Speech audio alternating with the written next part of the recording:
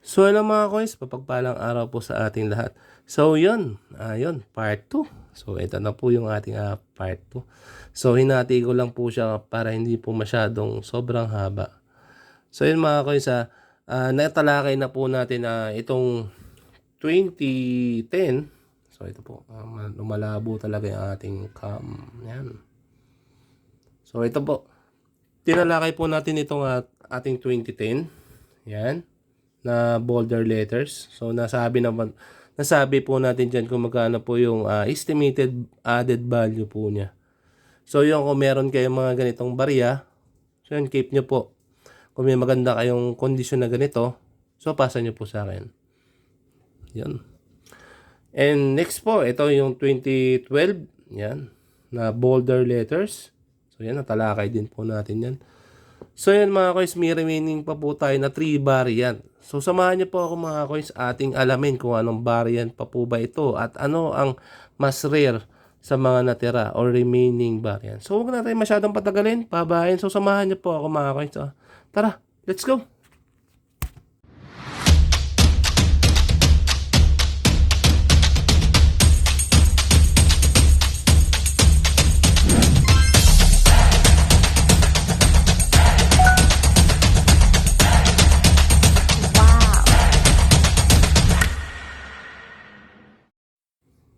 So hello mga kois, mapagpalang araw po ulit sa ating lahat. So yun mga kois, ating talakayin na po itong pangatlong variant po ng bolder letters. So yan. So ito po yung ating pangatlo na bolder letters mga kois. Yan. So makikita nyo po, ito po yung tinatawag nilang 2013 bolder letters. Yan. So ito medyo controversy to mga kois kasi maraming mga coins natin ang nalilito dito sa bariyang ito. So unang-una yung titignan mga coins kay bolder letters is yung kanyang 2013. So para hindi kayo malito kahit hindi nyo natignan yung likod nito, malalaman nyo kagad kung bold letters na ba ang inyong hawak. Yan, may ano tayo dito, may mga secret tayo dito na dito lang sa YouTube channel natin makikita. So yun, lumalabo pa nga tayo makisama ng ating camera. Ayan, ayaw talaga. Bahala ka dyan. So ito mga kaisa, tignan nyo unang-una yung kanyang 2013 spot. So yan, makikita nyo po dito sa ating 2013 spot is yung kanyang mga letra is ito, letra, ito po. And kanyang numero, mas makapal at malapad. So ito po yung ating common na 2013. Yan. So unang-una yung makikita dyan is yung kanyang outer rim. Ito po yung pinakalabas na rim is embossed. Yan. Makikita nyo pareho silang 2013. So yan, makikita nyo po dyan. No? Mas malapad po di hamak yung bolder letters. And yung kanyang Republika ng Pilipinas mga kois, makikita nyo mas makapal and mas labas, mas angat. Sa reverse po niya mga kois, remind lang po, yung ano po nito 2013 po nito is yung likod po niya, marami kasi nagsasabi nagkakamali dito. So ang pinaka common po niya is ganito, die 3 po. Lahat po ng common coin ng 2013 is die 3. Yan. So ito po yung pinakalikod po niya. So ito yung masasabi ko na barya na sobrang solid talaga. So obverse and reverse po niya is bold letter. So napakaganda. Ito yung pinaka masasabi kong pinakamagandang barya na bolder letters. So price value yan. So ang value po nito possible na sa dati way back 2020. Doon po kasi ako halos nag-start na mag-collect na rin. So nakabili ako nito nasa 400 ang isa. So yung mga ganitong kondisyon mga guys, pwede nyo siyang ibenta ng same pa rin, 400 to 300, mga ganon, 300 to 400. Yan. So ganun yung naglalaro yung price range niya. Kung hindi mo man ma-meet yung price na yon, so pwede ka halo ng ibang variant para mai-out mo yung variant to. Yan. So, sa mga nalilito mga coins, balikan nyo lang po yung mga previous videos po natin para at least hindi po tayo malito. Yan. So, next po natin mga coins. So, ayan nakapagbigay na ako ng price para po dito. So, ito po.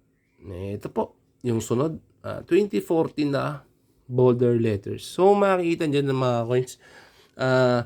Yung overs po niya, ang pinakaharap po niya is normal lang po. Yan. So, yung kabilang side, so makikita nyo po yung pinaka-reverse po niya, pinakalikod po niya, is Boulder Letters po siya. So, same siya ng ibang Boulder Letters po natin. Yan. So, yan. So, sa mga hindi po nakakita ng video, so, ito po. So, may video po tayo yan. So, yan. Nakikita nyo dyan, mga coins, nakaka-capsule pa yan.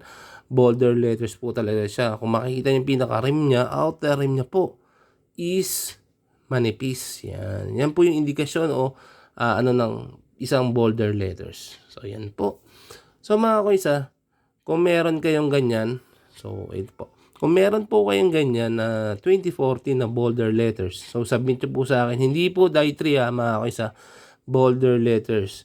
Thin rim, non-pros, and same po siya ng mga Boulder Letters na ating ipinakita po dito sa ating content. Yan. So, pwede po siyang bilhin sa inyo ng 1,000. So, malinaw po yan mga coins. 1,000 each. Legit yan. Kung meron po kayo yan, i-comment nyo lang po.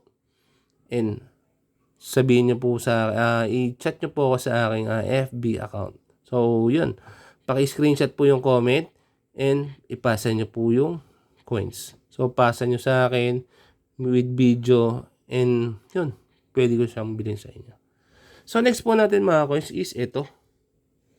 So, yun mga coins legit yun. Kung meron kayo, PM nyo ako. So, next po natin is ito. Yung ating 2015 na Boulder Letters. So, yun. Sa medyo nag-struggle dyan mga coins. So, yun. Tingnan nyo po yung pinaka-year niya, 2014. Yung pinaka-likod, pinaka-reverse po niya is dapat ganito. Yan, marinaw po.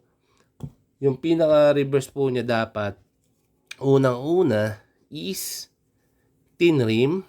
Thin po yung pinaka-ganito niya.